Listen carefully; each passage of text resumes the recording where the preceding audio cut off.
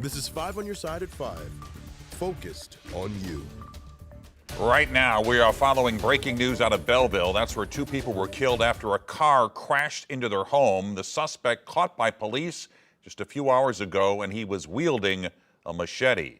Good evening, I'm Mike Bush. Hours ago, the manhunt for a suspected killer wrapped up in Belleville. According to police, a man crashed his car into a home on South 8th Street this morning.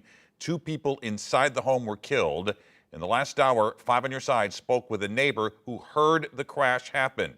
Shanice Magruder says she lived next door with her 2 kids since the pandemic. Magruder says she spoke with the family of the victims today. The family told her that the two people killed were mother and daughter. That's horrible because I don't play about my kids. And whether they babies or grown, like when you take a mother's child from them, they're still here, that's a hard pill to swallow. So to imagine how her family feels knowing that their child and grandchild is gone, that's a double hit. Police identified the suspect as Matthew K. Thomas. Police say after the crash, he was seen armed with a machete near the railroad tracks on South 29th Street, about 2 miles away. They found him around 1 p.m. near a Dollar Tree on Belleville Crossing. He was taken into custody. We continue to get new information on this story, and our Annie Krall will report on the very latest tonight on 5 on your side at 10. You can also stay up to date with our latest coverage as this unfolds online and on the 5+ app.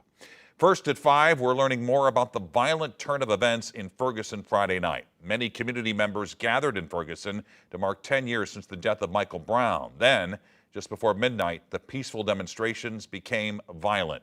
3 officers were injured Friday after protesters broke down a part of a fence that surrounds the Ferguson Police Department. One of the officers was critically injured. Officer Travis Brown is fighting for his life right now after suffering a head injury. Police say Brown was trying to arrest a protester when he was pushed to the ground. The accused protester has been identified as Elijah Gant. He is now in custody and faces multiple charges. Today, we're learning a lot more about Officer Travis Brown's time serving in the St. Louis area. He joined the Ferguson Police Department in January of this year. Hours ago, our Mercedes McKay spoke with the man who hired him when he was with St. Louis County Police. Officer Travis Brown worked as an officer for St. Louis County before he joined the Ferguson Police Department. Today, I spoke with former St. Louis County Police Chief Tim Fitch, who hired Brown to wear the St. Louis County badge. Fitch says TJ has a contagious smile and aura that makes him incredibly special. I'm hoping and praying that he comes out of this and can get back to work because we need people like him in our community serving in law enforcement. Over 24 hours after Officer Travis Brown was seriously injured, his former boss, Tim Fitch, shedding a light on the stand-up man he is. When you know the officer and you've met the officer and he has a contagious smile, you're just like, how can this happen? 5 on your side caught that contagious smile in action when Officer Brown helped celebrate a little boy with autism's birthday in North St. Louis. Now, 5 months later, he's fighting for his life, as many, like Fitch, try to wrap their heads around what took place Friday night. This went on all day long with no issues. I mean, police were there to help, blocking streets, keeping people safe. And it was like during 2014, it was like a light switch. After a certain hour. Fitch says after hearing what happened, his first reaction was, here we go again. I thought we were past that at this point, but apparently we aren't. Adding that he shares the same frustrations Ferguson Police Chief Troy Doyle expressed in a news conference Saturday afternoon. He was basically saying, what else do you want us to do? Look what we've done in 10 years. We've completely turned over this police department. While Fitch asks everyone to keep Officer Brown and his family in your thoughts and prayers. No matter what, it's going to be a long road to recovery. He has one main message to this community. We can't let this stop us from moving forward. We have to bring the good people of the community back together and say, okay, this was a downside. Definitely it was a setback. We need to move forward. Mercedes McKay, 5 on your side. And tonight, the Ferguson Police Department tells us Officer Brown remains in critical condition and his family is with him 24/7. Today, a youth affirmation service at St. John's Church in North St. Louis. The service was put together to support young people growing up around the chaos that came from the death of Michael Brown in 2014.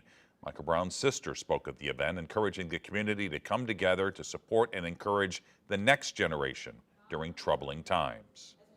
Just as a community, we have to keep in mind, we have to let them know that just because this is this person's way, this doesn't have to be your way. Come about things, doing things right, and just being you, making sure you're heard, making sure your voice is heard. The event was done in collaboration with the Chosen for Change organization founded by Michael Brown Sr. We're taking a closer look at Ferguson in our new special race, Listen, Learn, Live, Voices of Ferguson. It airs August 22nd at 7 p.m. We'll look at how far Ferguson has come since that day, the healing that has taken place, and the work that remains to be done. Right now, we're working to learn more about a deadly shooting involving a Sullivan police officer. Last night, police say an agitated man was walking in the westbound lanes of I-44. Officers stopped traffic to prevent him from being run over.